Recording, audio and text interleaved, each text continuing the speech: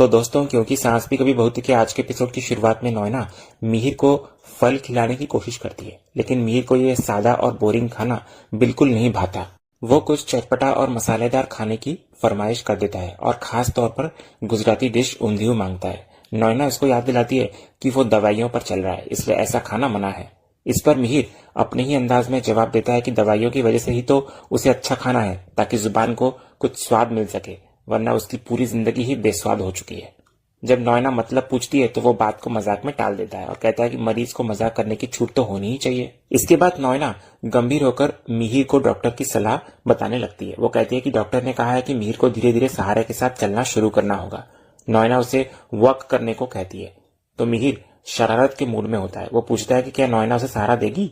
वो नोएना को छेड़ते हुए कहता है कि वो अपना वजन देखे और नोएना का वजन देखे, वो उसे कैसे संभाल पाएगी। तो नोएना उसकी टांग खिंचाई को इग्नोर करती है और कहती है कि उसे मिहिर को उठाना नहीं, बस चलाते वक्त सहारा देना है। इसके बाद वो उसे धीरे धीरे बिस्तर से उठने में हेल्प करती है। इसके बाद नोएना मिहिर को पूछती है कि आखिर वो भारी अलमारी अचानक कैसे गिर गई। तो मिहिर पहले तो मजाक में बात को टालता है कि अलमारी ने उसे गिरने से पहले पूछा नहीं था, लेकिन फिर वो राहत की सांस लेते हुए कहता है कि शुक्र है अलमारी उस पर गिरी जिससे किसी और को चोट नहीं आई। उसका इशारा तुलसी की तरफ होता है। तभी यहाँ नोएना की सोच मिहिर से बिल्कुल अलग निकलती है। वो कहती है कि काश ये हादसा किसी और के साथ हो जाता, कम से कम मिहिर को इतना दर्द तो नहीं सहना पड़ता।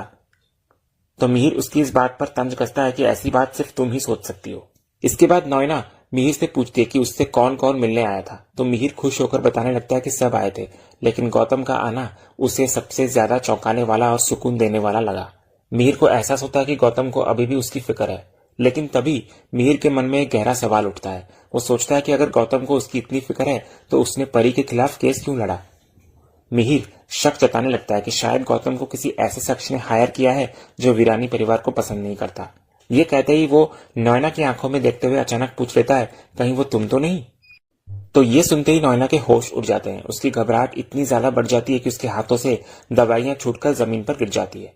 इधर नोएना को डरता देख मिहिर तुरंत माहौल को हल्का करने की कोशिश करता है और अपनी बात को एक मजाक बता देता है।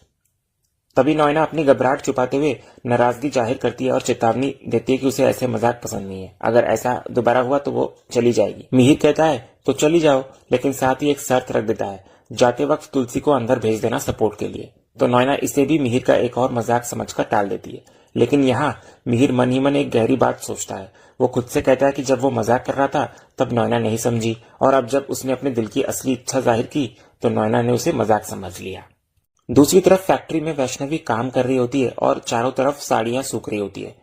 तो तभी उसका पैर एक साड़ी में उलझ जाता है और वो गिरने ही वाली होती है कि ऐन वक्त पर पार्थ हीरो की तरह आता है और उसको थाम लेता है। लेकिन इस चक्कर में दोनों साड़ियों के बीच बुरी तरह उलझ जाते हैं और साथ में नीचे गिर पड़ते हैं। दोनों के बीच एक रोमांटिक और मजेदार स्थिति बन जाती है। पार्थ कहता है कि वो बुरी तरह फंस गया है, जिस पर वैष्णवी शिकायत करती है कि वो हमेशा पार्थ के साथ मुसीबत में फंस ही जाती है। इधर वैष्णवी पार्थ को डांटते हुए कहती है कि उसे हीरो बनने की क्या जरूरत थी, अगर वो नहीं आता तो वो सिर्फ गिरती, लेकिन अब वे दोनों साड़ियों में लिपटे हुए जमीन पर पड़े हैं। तभी पार्थ सफाई देता है कि वो तो बस हेल्प कर रहा था। फिर काफी मशक्कत के बाद जब दोनों उठते हैं तो वैष्णवी अपनी मेहनत बर्बाद होने पर गुस्सा करती है, क्योंकि सारी साड़ियां फिर से बिखर गई होती हैं। पार्थ साफ कह देता है कि वो साड़ियां समेटने में हेल्प नहीं करेगा, जिस पर वैष्णवी तंज कसती है कि उससे हेल्प की उम्मीद करना ही बेकार है। दूसरी तरफ वृंदा रणविजय की बातों से बेहद नाराज होती है। वो अंगद से कह रही होती है कि रणविजय की हिम्मत कैसे हुई उसे भड़काने की। उसे गुस्सा इस बात का होता है कि रणविजय ने अंगद को कोई गुंडा समझ रखा है क्या, जो उसके इशारों पर वो काम करेगा। लेकिन अंगद का ध्यान वृंदा के गुस्से पर नहीं बल्कि रणविजय की बातों पर होता है। वो रणविजय के शेयर्स वाले ऑफर के बारे में गहराई से सोच रहा होता है। जब वृंदा उसको पूछती है तो अंगद स्वीकार करता है कि भले ही रणविजय एक घटिया इंसान है, लेकिन उसकी बातों में दम है। अंगद तर्क देता है कि ऋतिक ने आज तक किया ही क्या है, उसने पापा का जमा जमाया बिजनेस बर्बाद कर दिया। इधर अंगद का मानना होता है कि ये तो माँ की किस्मत और मेहनत थी कि उन्होंने आखिर वक्त पर बिजनेस को बचा लिया, लेकिन उसे समझ नहीं आ रहा होता है कि माँ को ऋतिक की हेल्प करने की क्या जरूरत है। इधर